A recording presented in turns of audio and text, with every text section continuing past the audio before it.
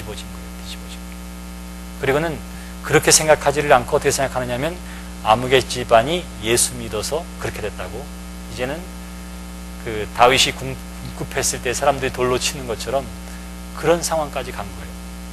그때에 저희 증조 할아버지가 어떻게 했느냐 하면 이렇게 했어요. 그 큰 느티나무를 가가지고는 어떻게 했냐면, 내가 이 느티나무를 가지를, 가장 큰 가지나무를 내가 내 손으로 베어버리겠다고. 만약에 너희들이 생각하는 것처럼 그렇다면 너희들이 섬기는 귀신이나 혹은 너희들이 섬기는 조상신이 나를 가만히 내버려 두겠느냐, 한번 지켜봐라. 이러고는 진짜 나무에 올라가가지고는 그 큰 나무의 한 가장 큰 가지를 톱으로 베서 잘라버린 거예요. 톱으로 베서. 그러니까 승질도 보통 승질이 아니죠. 이야, 보통. 제가 그분의 증손자예요. 그렇게 잘라버린 거예요. 그러니까 사람들이 다 찍소리 못한 거예요. 그걸 어떻게 하겠어요? 그렇게 섬기는 나무인데 그걸 잘라버렸는데. 지금도 그 나무가 있습니다. 나무 모양이 예쁘지를 않아요. 왜? 가장 크게 중요하게 난 가지나무를 그때 잘라버렸기 때문에. 한 50여 년 전에. 50여 년 잘라버렸기 때문에. 그 다음에 무슨 일이 있었을까요? 아무 일 없었지요. 아무 일 없었어요. 자, 그 정도였어요. 그 정도. 그랬는데도 불구하고 우리 집안에 대해서는 뭐라고 하지는 못했지만 그 사람들도 역시 계속해서 뭐예요? 우상을 숭배하는 사람들이었어요. 근데 제가 꼭 가보고 싶은 게 있었는데 굿하는 자리를 가보고 싶더라고. 어렸을 때 굿하는데 너무너무 재밌을 것 같아요. 막 깽가리 놀고 찡찡거리고 막 이런 소리 나고 막 이러니까 뭐 하나 궁금한 거예요. 뭐 하나. 그래서 한 번은 어렸을 때인데 뭐 하나 궁금해가지고 밤에 몰래 나와가지고는 가봤어요. 가봤더니 뭐 거기에 뭘 막 걸어놓고 쟁쟁거리고 뭐 춤추고 난리가 났어요. 먹을 거 잔뜩 해놓고 사람들이 돈을 막 거기다 집어넣고 동전도 던지고 너무너무 재밌더라고요. 너무너무. 그리고 옛날에 동네에서 사람들 뭐 의시되고 뻑이고 이런 사람들이 그 무당 앞에서 다들 남자 여자 할 것 없이 다 이러고 있더라고. 껌뻑 죽어가지고. 야, 저 사람 대단하구나. 대단하고. 이렇게 생각해서 구경하기 시작했는데 막 칼을 휘두르고 춤을 추던 이 무당이 갑자기 딱 중단하는 거예요. 딱 중단하는 거예요. 그러면서 이상한 목소리로 눈을 착 째지면서 이야기하는 거예요. 누가 여기 왔다고. 누가 왔을까요? 내가 보니까 그 사람이 신령한 사람이더라고요. 나중에 보니까.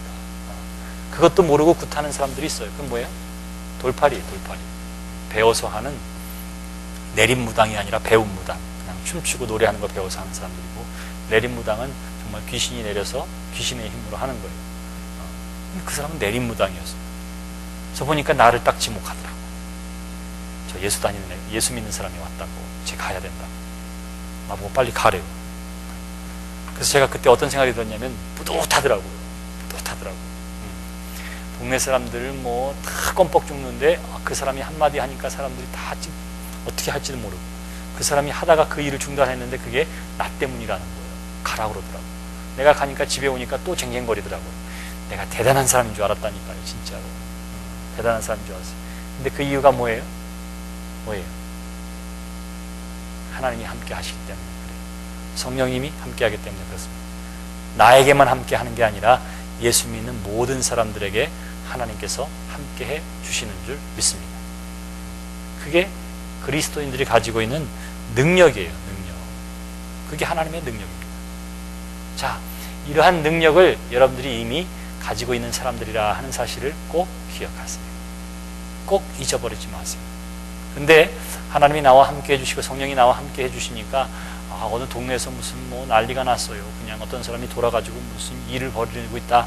그러는데 또 함부로 또 내가 가면 저 사람이 잠잠해질 거라 그러고 막 들어가지 마세요. 왜냐하면 귀신 들린 것과 정신적으로 이상이 있는 것은 완전히 다른 거예요. 완전히 다른 거예요. 왜 간혹 가다가 기도원에서 뭐 사람이 맞아 죽었네, 안수하다 죽었네 이런 얘기 나오잖아요.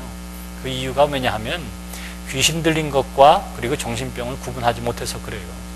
정신적으로 문제를 일으킨 사람은 정신병원에 가서 치료를 받아야 되는 것이고, 귀신 들린 사람은 예수의 이름으로 나가게 하는 것이고, 이것을 잘 구분하지 못합니다. 구분하는 것도 매우 간단해요. 매우 간단해요. 오늘 얘기할 건 아니지만. 왜냐하면 귀신 들린 사람은 자기 목소리로 이야기하지 않아요. 그래서 무당들이 왜 공수 준다고 그러잖아요. 공수가 뭐냐면 귀신의 입을 빌어서 힘을 빌어서 이야기하는 거예요.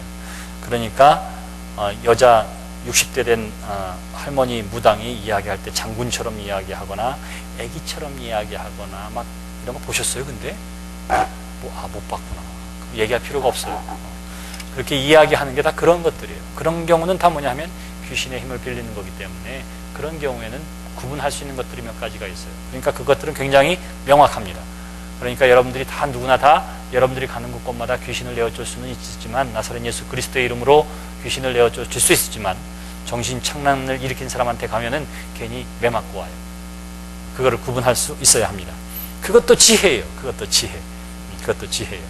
여하튼지 간에 어떻게 하느냐 하면 멸망과 사망도 이르기를 인간의 힘을 벗어난 것들도 이야기하기를 지혜가 어디서 오는지 모르겠다. 그러나 소문으로 알고는 있다. 이렇게 얘기하는 거예요.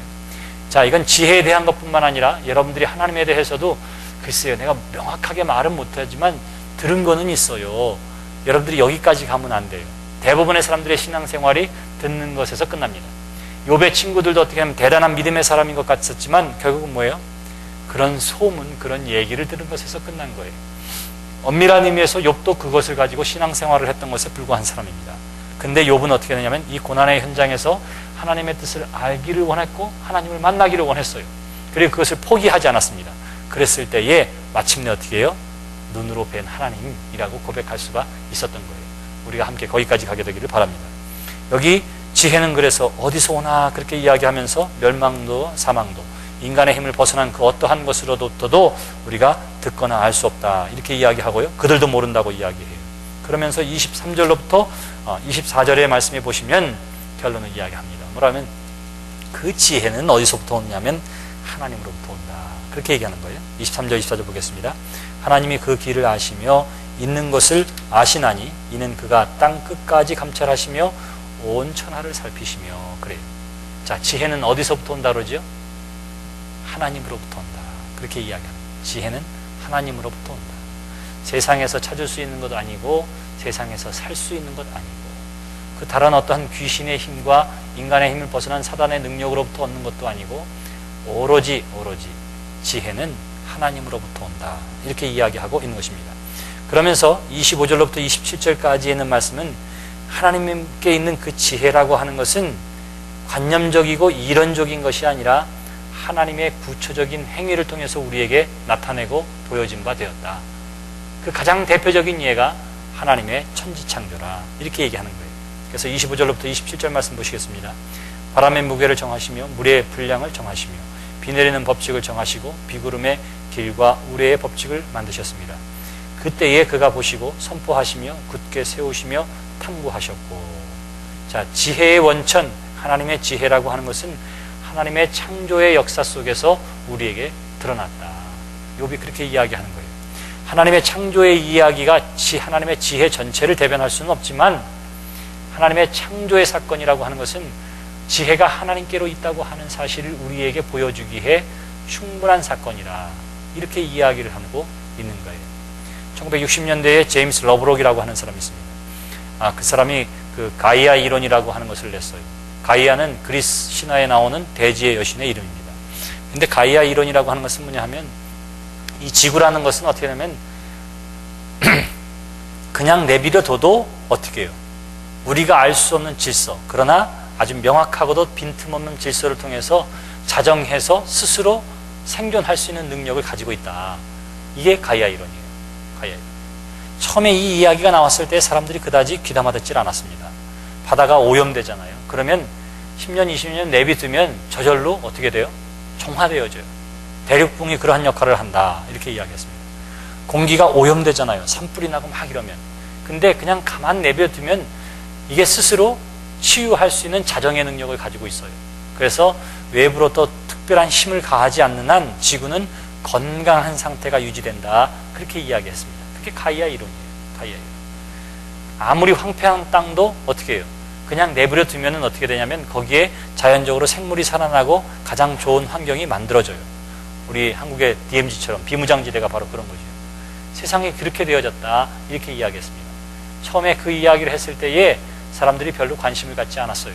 근데 그 사람의 이론이 관심을 끌게 된 이유가 어디에 있느냐 하면 환경이 점점 파괴되어지는 것을 바라보면서 그리고 그것이 회복되어지는 과정을 보니까 정말 외부의 힘, 그게 뭐예요? 사람이 하는 일이에요. 사람이 환경을 오염시키고 망가뜨리고 하는, 먹이사슬을 깨뜨리고 하는 이러한 일들이 벌어지지 않는 한 자연은 그대로 간다고 하는 사실을, 건강하다고 하는 사실을 알게 되었습니다. 그래서 이 제임스 러브록의 가이아 이론이 환경운동을 하는 사람들에게 중요한 밑거름이 되었던 거예요.